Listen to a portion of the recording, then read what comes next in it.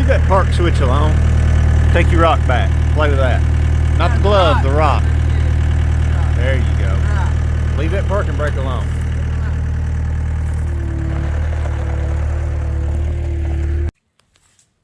I did a lot of researching on an air dryer for the plasma table, just a home built deal. So I was going to show this because I'm extremely happy with how this turned out.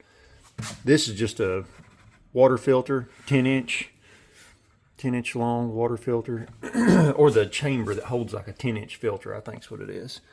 But you can look around and find a few. This was rated at max like 150 psi, 90 psi operating temp or operating pressure, I think is what it was. But everything I could find looking up about these containers, you know, people are saying they may explode because it does have air in it, and air is a nasty explosion. But I'm going to build a cage for it at some point. But as for now, I just hung a bucket on it. That way when I'm sitting here at the computer working, if it blows up, it won't put shrapnel on my face. Unless it blows up the bucket too, but the bucket makes me feel comfortable. But just put a drop in the line here, just so it kind of helps catch any condensation that's in there. But the workhorse part of it is this, just got a 16 pass tube and fin cooler, and then I just cut out metal to make a little transition box for this fan. Get the part number in here. It's just a 220 volt fan found on eBay. I saw a lot of people on YouTube were getting converters, you know, AC to DC converters to run the fan and everything, but I just thought it'd be a lot better to get a 220 volt fan, and then I wired it right into the pressure switch. So whenever the compressor cuts on, cuts the fan on. And then I got AN fittings with that PTFE tubing. And this compressor has got kind of an odd style fitting here going in the head. It's flared on one end, but it's got an O-ring. It's got a flare just for the nut to hold against, and the O-ring is on the other side of the flare. So this tube flexes, twists up, twists down. I got to make some sort of holder on here just to keep it up off this cage. Right now it's got high quality rubbing protection. And then this, I don't think this has got a part number on it. One up here. I'll see if I can find it, but just by the looks of it, you can probably recognize it. You buy one online, got this off eBay, and this is an automatic draining water separator. It's got a float in here. So as soon as it starts building up water, the float raises up, and it just drains it right out of this tube. But this works excellent. Here in a minute when I go to cutting, I'll let the compressor run for a while so it gets nice and hot. Well, you can see where it's turned the temperature. I mean, the temperature has turned colors. It used to be black. Top one's changed. Bottom's still black. But it works great. But yeah, I'll let it fire up and I'll get some video of it. I got busy and forgot. Compressor's running. We better get it while it's going.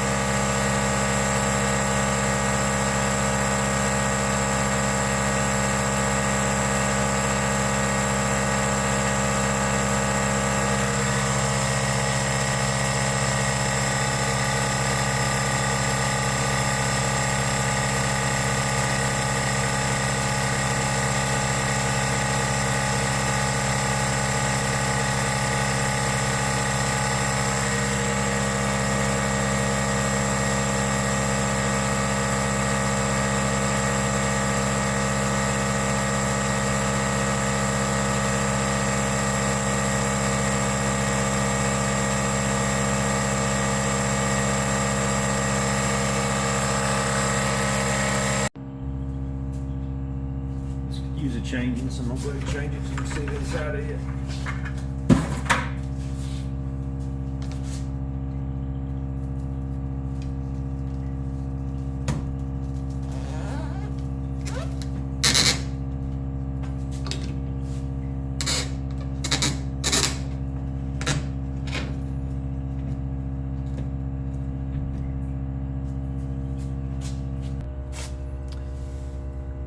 And like I said, this is just a water filter housing, and that's PVC pipe. And this is just a piece of rubber I trimmed up.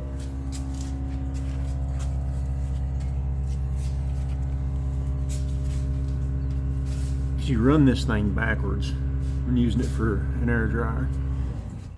The way it's supposed to work is water comes in here, goes down around the outside of the filter, goes through the paper element into the inside of the filter, and then out through here and out that way. When using this air dryer, air comes in here. I'm sorry, this is blocked. I'm pointing at the wrong thing. The air comes through here, comes down through here, and backwards out through the media, up through the media, and then out through here. And I just put some steel wool in there just to prevent any those little beads getting out through there. And I trimmed a piece of rubber and put it up in there. And then I put this on the outside of it. And that PVC just bottoms out on this rubber and seals it off.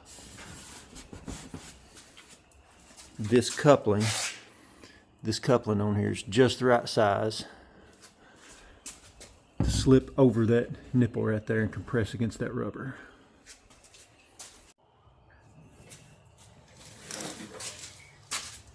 I use the blow media that turns pinkish when it's used up. And I save it because you can rebake this. You can bake it in the oven.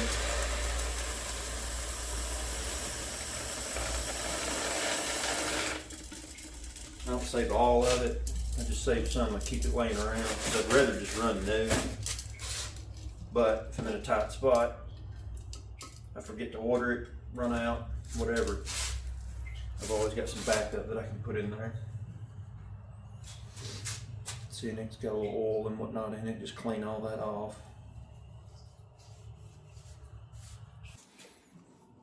I don't always clean that out, but this time I'm going to. There's quite a bit of residue in there.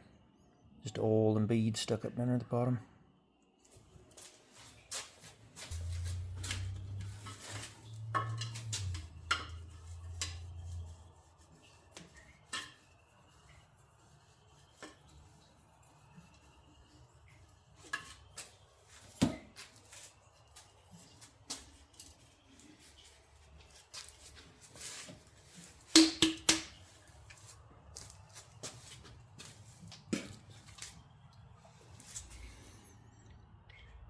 And that's good enough, because that tube lands right on top of that.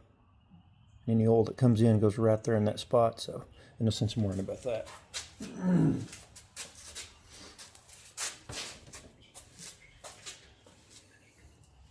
But this is the actual pipe on the inside.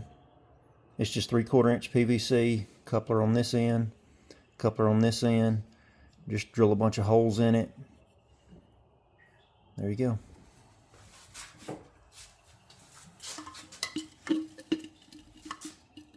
See, it fits right over that little coupler right there on the bottom. That's what centers it up.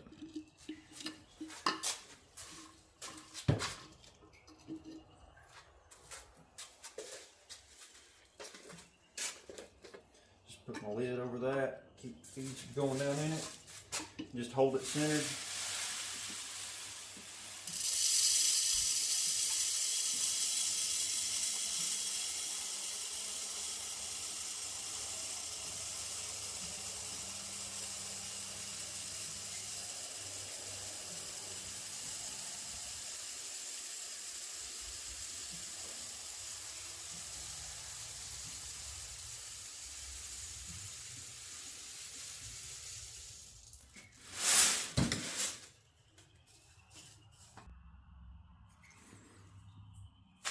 Once it's in there, I just take something and knock the little beads off the gasket.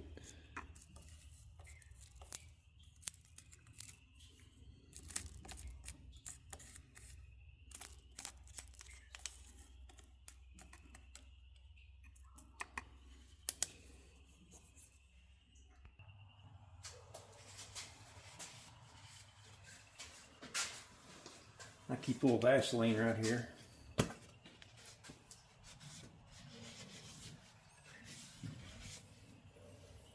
Don't have to do it every time, but just put a little Vaseline on the face where that O-ring seals.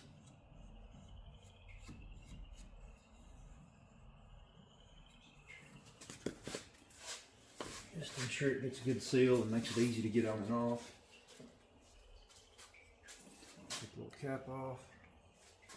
And then when you held that center while you filled it up, this coupler fits right on that little fitting I showed you earlier.